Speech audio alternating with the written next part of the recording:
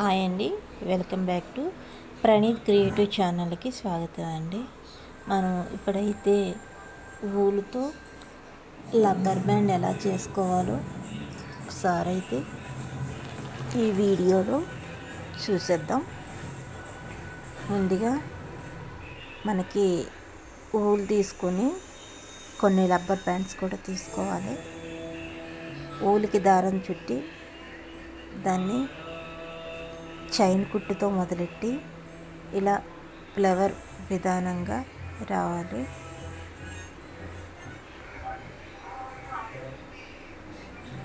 నా ఛానల్ అయితే సబ్స్క్రైబ్ చేసుకోండి, లైక్ చేయండి, షేర్ చేయండి, అలాగే కామెంట్ కూడా పెట్టేసేయండి.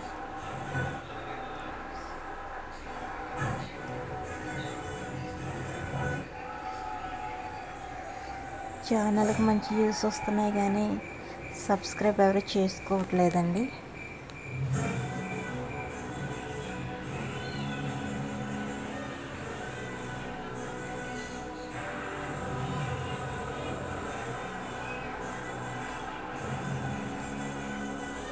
ఇదే విధంగా మనం ఏ రకమైన ఊలుతోటైనా సరే ఇలా సింపుల్గా ఈజీగా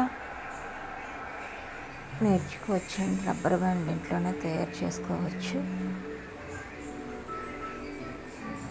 ఇదైతే సింపుల్గా ఫ్లవర్ కింద వేస్తున్నాను.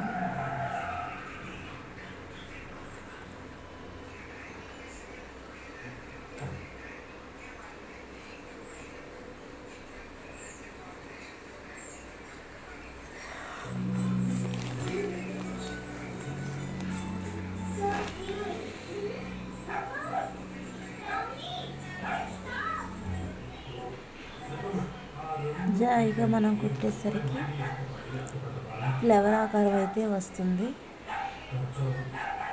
దాన్ని మనం ఇంకా కొంచెం వేసుకుంటే బాగా వస్తుంది. థ్రెడ్ పట్టుకునే ముందు థ్రెడ్ని టైట్గా పట్టుకోవాలండి. లూజ్గా పట్టుకుంటే మళ్ళీ ఆ కుట్టిన ఏ డిజైన్ అయితే ఉందో అది వేలబడిపోతుంది. అలా వేలబడకుండా ఉండాలంటే థ్రెడ్ ఎప్పుడు టైట్గానే ఉండాలి. అప్పుడే అది స్ట్రాంగ్గా గట్టిగా ఉంటుంది. పువ్వు చూడడానికి అసలు మనకి వంగదు, నీట్గా కనపడుతుంది. అలా కాకుండా మామూలుగా లూజ్గా పట్టుకుంటే ఆకారం ఫ్లవర్ ఆకారం వచ్చినా కానీ మనకి అది వేలబడిపోతూ ఉంటుంది. అలా రాకుండా ఉండాలంటే దీన్ని గట్టిగా పట్టుకోవాలి. పట్టుకొని చేస్తే సరిపోతుంది. ఇదిగోండి, ఈ విధంగా చేయాలి. థ్రెడ్ ఎప్పుడు కూడా వేలికి టైట్ ఉండాలి. మనం ఒక వేలితో వేసుకున్నప్పుడు కింద దగ్గర నుంచి టైట్ చేసుకుంటూ రావాలి. నేను చాలా దిక్కులు చూశాను, వేస్తారు కానీ ఈ వేలి దగ్గర లూజ్ వదిలేస్తారు, కానీ అది వేలబడిపోతూ ఉంటుంది.